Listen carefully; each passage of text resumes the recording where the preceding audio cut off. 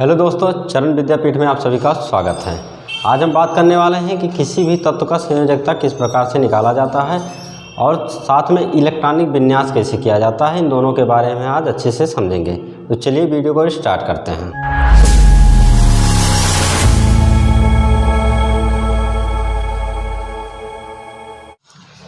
किसी भी तत्व की संयोजकता निकालने के लिए उसके इलेक्ट्रॉनिक विन्यास करना आवश्यक है और इलेक्ट्रॉनिक विन्यास करने के से पहले आपको इस परमाणु को समझना जरूरी है।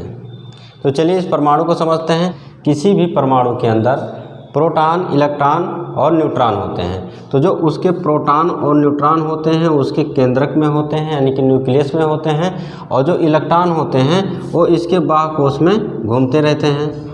इन बाह्यकोशों में इलेक्ट्रॉन घूमते रहते हैं। तो इन्हीं इलेक्ट्रॉनों का ही इलेक्ट्रॉनिक विन्यास करना होता है कि कौन से कक्षक में कितने इलेक्ट्रॉन घूम रहे हैं। इसी को पता करना ही इलेक्ट्रॉनिक विन्यास कहलाता है। तो चलिए इस परमाणु के पहले कक्षक में मैक्सिमम यानी अधिकतम 2 इलेक्ट्रॉन घूमते हैं और दूसरे कक्षक में जो है मैक्सिमम 8 इलेक्ट्रॉन घूमते हैं। तीसरे कक्षक में मैक्सिमम 18 इलेक्ट्रॉन घूमते हैं और लास्ट वाले ऑर्बिट में मैक्सिमम 32 इलेक्ट्रॉन घूमते हैं। इन सभी ऑर्बिटों का अलग अलग नाम भी है। जैसे पहले कक्षक या ऑर्बिट का नाम है K, दूसरे का L, तीसरे का M और चौथे का N। तो इस प्रकार से आप कह सकते हैं कि K कक्षक में 2 इलेक्ट्रॉन अधिकतम घूम सकते हैं, L कक्षक में 8 इलेक्ट्रॉन घूम सकते हैं, M कक्षक में 18 इलेक्ट्रॉन और N कक्षक में 32 इलेक्ट्रॉन अधिकतम घूमते हैं। तो किस कक्षक में कितने इलेक्ट्रॉन घूमते हैं इसी को हम पता करने के लिए एक फार्मूला लाए हैं और उस फार्मूले से आपको इलेक्ट्रॉनिक विन्यास करना सिखाएंगे। पहला फार्मूला है 2, 8, 8, 18, 18, 32 और 32। इसी फार्मूले के जरिए से पीरियोडिक टेबल में जितने तत्व हैं सभी तत्वों का इलेक्ट्रॉनिक विन्यास किया जा सकता है। ये है कि अधिकतम कितने पहले कक्षक में आपको कितने इलेक्ट्रॉन भरना है, ये बात हमेशा ध्यान में रखिएगा, तभी आपको इलेक्ट्रॉनिक विन्यास करना समझ में आ पाएगा। तो पहले कक्षक में आपको याद रखना है कि मैक्सिमम 2 इलेक्ट्रॉन रखना है, दूसरे कक्षक में 8 इलेक्ट्रॉन रखना है, तीसरे में 8 भी रखना है और यहाँ चौथे में 18, फिर पाँचवें में 18, फिर 32 इलेक्ट्रॉन। इस प्रकार से इलेक्ट्रॉनिक विन्यास करना है। तो चलिए हम पहले एक तत्व का इलेक्ट्रॉनिक विन्यास करते हैं और देखते हैं कि कैसे किया जाता है। तो हमारे जैसे लिए हैं एक तत्व हमारे पास है कार्बन, और कार्बन के पास टोटल 6 इलेक्ट्रॉन होता है और इसके इलेक्ट्रॉनिक विन्यास करने में हम सबसे पहले कितना इलेक्ट्रॉन पहले कक्षक में भरेंगे। पहले कक्षक में 2 इलेक्ट्रॉन भरेंगे। तो मान लेते हैं हमने एक 4 कक्षक बना लिया है और इसके पहले कक्षक में हम 2 इलेक्ट्रॉन भर दें। अब हमारे पास दूसरे कक्षक में कितने इलेक्ट्रॉन भर सकते हैं, 8 इलेक्ट्रॉन भर सकते हैं। अब हमारे पास 6 इलेक्ट्रॉन था, हमने 2 इलेक्ट्रॉन यहाँ भर दिए तो हमारे पास बचा है 4 इलेक्ट्रॉन। तो दूसरे कक्षक में हम 4 इलेक्ट्रॉन भरेंगे। तो इस प्रकार से हमारा यहाँ पे इलेक्ट्रॉनिक विन्यास कार्बन का ख़त्म हो जाता है। 2 कक्षक इसके शेष रह जाते हैं तो यहाँ पे मिटा दे रहे हैं। अब हम समझते हैं कि नाइट्रोजन का इलेक्ट्रॉनिक विन्यास कैसे करते हैं। तो नाइट्रोजन का इलेक्ट्रॉनिक विन्यास में नाइट्रोजन में इलेक्ट्रॉन को आपको कितना है इसे पता होना जरूरी है। तो नाइट्रोजन के पास टोटल 7 इलेक्ट्रॉन होते हैं और नाइट्रोजन के पहले कक्षक में 2 इलेक्ट्रॉन भरेंगे, पहले कक्षक में 2, दूसरे में 8 इलेक्ट्रॉन भर सकते हैं। तो नाइट्रोजन के पास 7 इलेक्ट्रॉन था, 2 हमने दे दिया, बचे कितने 5 इलेक्ट्रॉन। तो दूसरे कक्षक में 5 इलेक्ट्रॉन भर दिए। इसके 2 ही कक्षक में पूरा आ जाते हैं तो बाकी का हम सब कक्षक मिटा दे रहे हैं। ऑक्सीजन के पास टोटल 8 इलेक्ट्रॉन होता है और इसके पहले कक्षक में भी हम कितने इलेक्ट्रॉन भरेंगे, पहले कक्षक में 2 ही इलेक्ट्रॉन भरेंगे तो 2 इलेक्ट्रॉन हो गया। दूसरे कक्षक में मैक्सिमम 8 इलेक्ट्रॉन भर सकते हैं, लेकिन हमारे पास बचा कितना है, 8 इसके पास था तो 2 हमने पहले कक्षक में दे दिए और बचा हमारे पास 6 इलेक्ट्रॉन। इस प्रकार से इसका भी 2 कक्षक शेष बच जाता है तो उसमें कोई इलेक्ट्रॉन नहीं है तो मिटा दे रहे हैं। उसके बाद आता है फ्लोरीन। फ्लोरीन के पास टोटल 9 इलेक्ट्रॉन होता है, उसमें भी सबसे पहले हम 2 इलेक्ट्रॉन भरेंगे। इसी के अकॉर्डिंग आपको भरना है, बहुत आसान इलेक्ट्रॉनिक विन्यास होता है। और दूसरे कक्षक में 9 इलेक्ट्रॉन में से 2 इलेक्ट्रॉन मैंने पहले कक्षक में दे दिया। अब बचा कितना इलेक्ट्रॉन, 7 इलेक्ट्रॉन। तो 7 इलेक्ट्रॉन जो बचा वो लास्ट कक्षक में दे दिए। मैक्सिमम 8 इलेक्ट्रॉन भर सकते हैं, इसलिए हमने अभी 7 इलेक्ट्रॉन तक पहुँचा है। उसके बाद आता है नियान। नियान के पास टोटल 10 इलेक्ट्रॉन हैं और पहले कक्षक में इसके 2 इलेक्ट्रॉन भरेंगे, दूसरे कक्षक में कितने इलेक्ट्रॉन भर सकते हैं, 8 इलेक्ट्रॉन भर सकते हैं। तो हमारे पास 10 इलेक्ट्रॉन था, 2 इलेक्ट्रॉन भर दिए, हमारे पास इलेक्ट्रॉनों की संख्या बची 8। तो दूसरे कक्षक में अभी हम 8 इलेक्ट्रॉन भर सकते हैं। उसके बाद हमारा तीसरा परमाणु, नेक्स्ट परमाणु है सोडियम। सोडियम के पास टोटल 11 इलेक्ट्रॉन हैं। 11 इलेक्ट्रॉन है तो पहले कक्षक में हम 2 ही इलेक्ट्रॉन भरेंगे, दूसरे कक्षक में 8 इलेक्ट्रॉन भरेंगे। हमारे पास टोटल इलेक्ट्रॉन की संख्या कितनी है, 11, और 11 में हमने इलेक्ट्रॉन भर कितने दिए, 8, और 2 10 इलेक्ट्रॉन भर दिए। अब तीसरे कक्षक में कितने इलेक्ट्रॉन भर सकते हैं, 8, लेकिन हमारे पास बचा कितना है, 1 इलेक्ट्रॉन बचा है। तो इस प्रकार से हम 1 इलेक्ट्रॉन इस कक्षक में भर देंगे। एक ऑर्बिट इसका खाली हो जा रहा है तो हम मिटा दें। इसका सोडियम 3 कक्षक में अपने पर इलेक्ट्रॉन रखता है। मैग्नीशियम आता है तो मैग्नीशियम के पहले कक्षक में अब तो आप समझ गए होंगे कि 2 इलेक्ट्रॉन रहेगा, दूसरे कक्षक में 8 इलेक्ट्रॉन रहेगा, और मैग्नीशियम में 12 इलेक्ट्रॉन है तो 8 10 इलेक्ट्रॉन भर दें तो तीसरे कक्षक में 2 इलेक्ट्रॉन आ जाएगा। उसके बाद एल्युमिनियम की बात करें तो एल्युमिनियम के भी पहले कक्षक में 2 इलेक्ट्रॉन, दूसरे कक्षक में 8 इलेक्ट्रॉन, और तीसरे कक्षक में 3 इलेक्ट्रॉन भरा जाएगा। अगर सिलिकॉन की बात करें तो सिलिकॉन में टोटल 14 इलेक्ट्रॉन होते हैं, और इसके भी पहले कक्षक में 2 इलेक्ट्रॉन, दूसरे कक्षक में 8 इलेक्ट्रॉन, तीसरे कक्षक में 8 इलेक्ट्रॉन भर सकते हैं, लेकिन हमारे पास बचा कितना है, 4 इलेक्ट्रॉन, तो 4 इलेक्ट्रॉन भर देंगे। उसके बाद बात करें फास्फोरस की तो फास्फोरस की पहले कक्षक में 2, दूसरे कक्षक में 8, और तीसरे कक्षक में 5 इलेक्ट्रॉन भरेंगे। तो हमारे पास एल्युमिनियम, सिलिकॉन, फास्फोरस के लास्ट 3 ऑर्बिट में अपने इलेक्ट्रॉन रखते हैं। और सल्फर की बात करें तो सल्फर में पहले कक्षक में 2 इलेक्ट्रॉन, दूसरे कक्षक में 8 इलेक्ट्रॉन, और तीसरे कक्षक में इसके 6 इलेक्ट्रॉन आ जाएंगे। तो इस प्रकार से सल्फर भी अपना इलेक्ट्रॉन जो है 3 कक्षक में रखता है।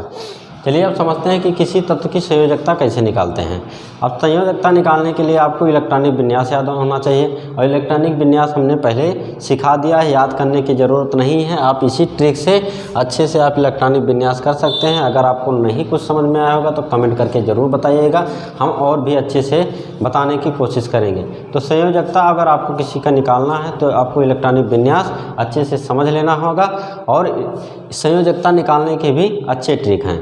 ट्रिक क्या है, पहला ट्रिक हमारा ये है संयोजकता निकालने का कि अगर किसी भी तत्व के बाह्य कोश में उपस्थित इलेक्ट्रॉनों की संख्या अगर 1 2 3 4 है तो उसकी संयोजकता भी 1 2 3 4 होगी। यानी कि 1 है तो इसकी बाह्य कोश में इलेक्ट्रॉनों की संख्या 1 है तो संयोजकता भी 1 होगा। इलेक्ट्रॉनों की संख्या 2 है बाह्य कोश में तो संयोजकता भी 2 होगा। इलेक्ट्रॉनों की संख्या अगर बाह्य कोश में 3 है तो संयोजकता भी इसकी 3 होगा। अगर इलेक्ट्रॉनों की संख्या बाह्य कोश में 4 है तो संयोजकता भी उस तत्व की 4 होगी। लेकिन अगर बाह्य कोश में उपस्थित इलेक्ट्रॉनों की संख्या अगर 4 से अधिक है, यानी कि 5 इलेक्ट्रॉन हैं, 6 इलेक्ट्रॉन है, 7 इलेक्ट्रॉन है या 8 इलेक्ट्रॉन है, तब उसकी संयोजकता का अलग ट्रिक लगता है। ये दूसरा ट्रिक हमारा काम करेगा। अगर बाह्य कोश में उपस्थित इलेक्ट्रॉन की संख्या 5 6 7 8 है तब संयोजकता का एक फार्मूला होता है बाह्य कोश के इलेक्ट्रॉन और -60। बाह्य कोश के इलेक्ट्रॉन क्या होते हैं कि जैसे कार्बन में सबसे बाहर 4 इलेक्ट्रॉन है तो ये बाह्य कोश के इलेक्ट्रॉन है। नाइट्रोजन के सबसे बाहर वाले कोश में 5 इलेक्ट्रॉन है तो ये बाह्य कोश के इलेक्ट्रॉन है। तो चलिए संयोजकता निकालना सीखते हैं। तो कार्बन के बाह्य कोश में कितने इलेक्ट्रॉन हैं, 4, तो इसकी संयोजकता जो होगी, कार्बन की संयोजकता जो होगी ये 4 होगी। नाइट्रोजन के बाह्य कोश में कितने इलेक्ट्रॉन हैं, 5 इलेक्ट्रॉन हैं। अगर 5 6 7 इलेक्ट्रॉन आए तो उसकी संयोजकता कैसे निकालेंगे, उसके बाह्य कोश में कितने इलेक्ट्रॉन हैं, 5 हैं तो 5 लिखेंगे -8, तो 5 में की 8 घटाएंगे तो कितना आ जाएगा, -3। तो नाइट्रोजन की संयोजकता कितनी हो जाएगी, -3। ऑक्सीजन की अगर संयोजकता निकालें तो ऑक्सीजन के बाह्य कोश में कितने इलेक्ट्रॉन हैं, बाह्य कोश में 6 इलेक्ट्रॉन हैं, 6 इलेक्ट्रॉन हैं, तब 6 इलेक्ट्रॉन आ गया, तब भी यही फार्मूला हमारा लगेगा संयोजकता -8। बाह्य कोश में इलेक्ट्रॉन की संख्या कितनी है, ऑक्सीजन में 6 है तो यहाँ पे 6 लिखेंगे और -8, 6 में की 8 जाएगा तो कितना बचेगा, -2। तो ऑक्सीजन की संयोजकता कितनी हो गई, -2। अब फ्लोरीन की संयोजकता निकालते हैं। फ्लोरीन की संयोजकता कितनी है? 7।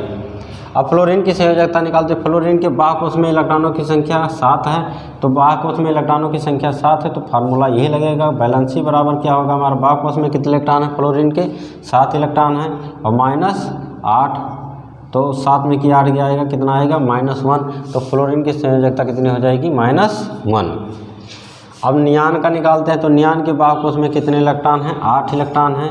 तो 8 इलेक्ट्रॉन है, तो भाई बाह्य कोश में लिखेंगे 8 - 8 बराबर कितना बचेगा? 0। तो हमारे पास नियान की संयोजकता कितनी आ गई? 0। यानी आप भी जानते हैं कि नियान जो है अक्रिय गैस है और ये 18वें ग्रुप या 0 ग्रुप का एलिमेंट है, तो इसका संयोजकता जो होता है 0 होता है, जो बाह्य कोश में उपस्थित इलेक्ट्रॉन होते हैं। यानी 18वें ग्रुप के जो तत्व होते हैं उनकी संयोजकता जो होती है वो 0 होती है। 18वें ग्रुप की संयोजकता 0 होती है और हमारा जो नियान है ये 18वें ग्रुप या 0 ग्रुप का एलिमेंट है। अब हम बात करते हैं सोडियम की। सोडियम के बाह्य कोश में कितने इलेक्ट्रॉन हैं? यानी कि बाह्य कोश का मतलब सबसे बाहरी कक्षक में इलेक्ट्रॉन। तो सोडियम के सबसे बाहरी कक्षक में इलेक्ट्रॉनों की संख्या 1 है। तो पहला हमारा ट्रिक लगेगी, अगर इलेक्ट्रॉनों की संख्या बाह्य कोश में 1 है तो उसकी संयोजकता भी कितनी होगी? 1 होगी। मैग्नीशियम बाह्य कोश में इलेक्ट्रॉनों की संख्या 2 है, तब भी संयोजकता 2 है, तब संयोजकता कितनी होगी? बाह्य कोश में इलेक्ट्रॉन की संख्या 2, तो संयोजकता भी 2। एल्युमिनियम के बाह्य कोश में 3 इलेक्ट्रॉन हैं, तो इसकी संयोजकता भी कितनी होगी? 3 होगी। सिलिकॉन के बाह्य कोश में 4 इलेक्ट्रॉन हैं, तब भी इसकी संयोजकता क्या होगी? 4 होगी। बाह्य कोश में इलेक्ट्रॉनों की संख्या 4, तो संयोजकता भी 4। फास्फोरस के बाह्य कोश में 5 इलेक्ट्रॉन हैं और 5 इलेक्ट्रॉन है, तब हमारा ये दूसरा ट्रिक काम करेगा कि बाह्य कोश में कितने इलेक्ट्रॉन हैं? 5 इलेक्ट्रॉन हैं, तो 5 - 8, तो 8 में की 5 घटाएंगे कितना आ जाएगा? -3। तो फास्फोरस का भी संयोजकता कितना होगा? -3।